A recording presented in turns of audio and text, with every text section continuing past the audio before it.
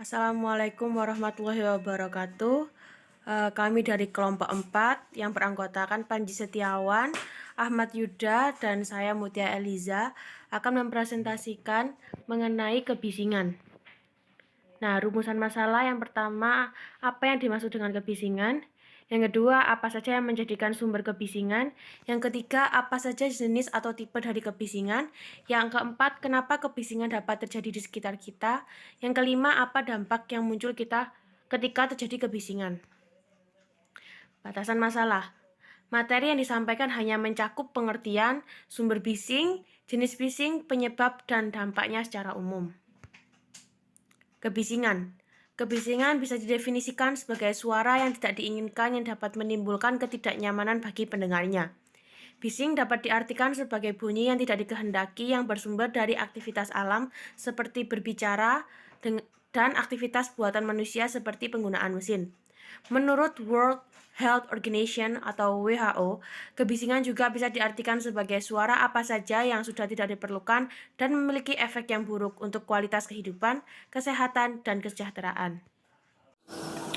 Selanjutnya, apa saja yang menjadi sumber dari kebisingan? Sumber bising dibagi menjadi dua, yaitu bising interior dan bising outdoor.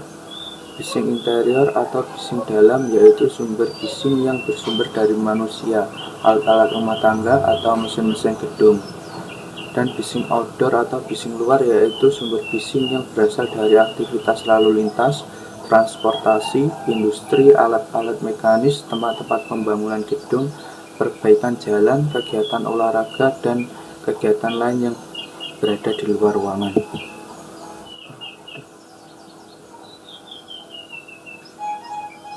Dan selanjutnya, apa saja jenis atau tipe dari kebisingan?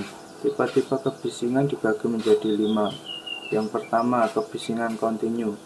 Kebisingan yang fluktuasi intensitas kebisingan tidak lebih dari 6 dB dengan spektrum frekuensi yang luas. Contohnya seperti suara mesin gergaji. Yang kedua, kebisingan terputus-putus.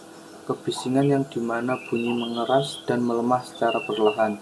Contohnya seperti jalan raya dan bunyi yang dihasilkan dari kereta api. Dan selanjutnya, kebisingan impulsif berulang. Kebisingan di mana waktu yang dibutuhkan untuk mencapai puncaknya tidak lebih dari 65 milisecond dan waktu yang dibutuhkan untuk penurunan intensitasnya sampai 20 dBA di bawah puncaknya tidak lebih dari 500 milisecond. Contohnya seperti suara mesin tempat di pabrik. Yang keempat, kebisingan steady state noise. Kebisingan dengan tingkat tekanan bunyi stabil terhadap perubahan waktu dan tidak mengalami kebisingan yang stabil. Contohnya seperti kebisingan sekitar air terjun dan kebisingan pada interior pesawat terbang saat sedang di udara. Dan yang terakhir yaitu tipe kebisingan fluctuating noise. Tipe kebisingan yang kontinu namun berubah-ubah tingkat tekanan bunyinya. Presentasi dari saya dan selanjutnya akan dilanjutkan oleh rekan saya. Wassalamualaikum warahmatullahi wabarakatuh. Baiklah, selanjutnya yaitu apa saja faktor-faktor yang menyebabkan kebisingan, yaitu ada dua. Yang pertama faktor akustikal dan kedua faktor non-akustikal. Faktor akustikal sendiri meliputi tingkat kekerasan bunyi, frekuensi bunyi, durasi munculnya bunyi, fluktuasi kekerasan bunyi, fluktuasi frekuensi bunyi, dan waktu munculnya bunyi. Sedangkan faktor non-akustikal yaitu meliputi pengalaman terhadap kebisingan, kegiatan, perkiraan terhadap kemungkinan munculnya kebisingan, manfaat objek yang menghasilkan kebisingan, kepribadian, lingkungan, dan keadaan. Dan selanjutnya yaitu dampak kebisingan. Gangguan bunyi hingga tingkat tertentu dapat diadaptasi oleh fisik, namun syaraf dapat terganggu. Kekerasan bunyi dapat menimbulkan dampak buruk bagi kesehatan manusia. Bila berlangsung terus-menerus, kekerasan bunyi sebesar 30-65 desibel akan mengganggu selaput telinga dan menyebabkan gelisah. 65-90 desibel akan merusak lapisan vegetatif manusia seperti jantung, peredaran darah, dan lain-lain. Bila mencapai 90-130 desibel akan merusak telinga.